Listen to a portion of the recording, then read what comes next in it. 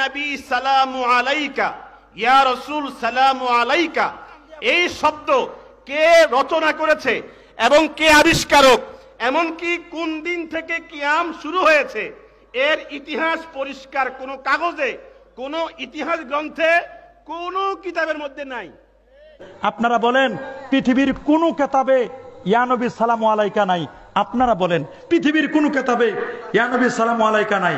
আমি শুধু আপনাদেরকে, কারোর সাথে আমাদের কোনো দুশ্মনী না, আমরা শুধু এতটুকু আপনাদেরকে বলে দিব, যারা বলেন ইয়া নবী সালামু আলাইকা নাই, এই যে আমার কাছে একটা কিতাব, নাম বুখারী শরীফ, হামিদিয়া লাইব্রেরি লিমিটেড, 65 চক সার্কুলার রোড, এটা লিখছেন শাইখুল হাদিস আল্লামা আজিজুল হক সাহেব রহমতুল্লাহ আলাইহি। তিনি 37 পৃষ্ঠায় লিখেছেন, ইয়া নবী সালামু আলাইকা, ইয়া রাসূল সালামু আলাইকা, ইয়া হাবিব সালামু আলাইকা, সালাওয়াতুল্লাহ আলাইকা।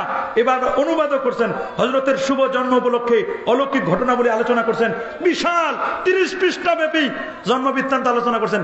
আপনারা বললেন পৃথিবীর কোন কিতাবে নাই।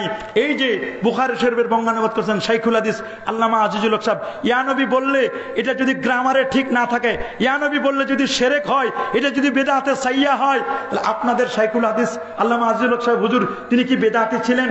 তিনি কি গ্রামার জানতেন না? গ্রামার না জানে কি বুখারী শরীফের বঙ্গানুবাদ করেছেন?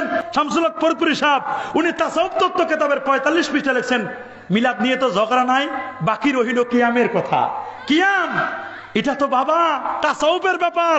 শরীফ তবিয়ত লোকদের কাছে বড়ই বেয়াদবি লাগে যে বসিয়া বসিয়া কিয়াম নয়, বরং দাঁড়ায় দাঁড়ায় নবীকে সালাম দিবে, এটাই আদব। আল্লাহু আকবার বলেন। উনি বললেন এটাই আদব, আর আপনারা বলেন আপনারা তো আদবেই চিনলেন না। দুঃখটা হলো এখানে, আদবেই চিনলেন না কোনটা আদব আর কোনটা কি, এটা একটু আপনাদের বোঝা দরকার।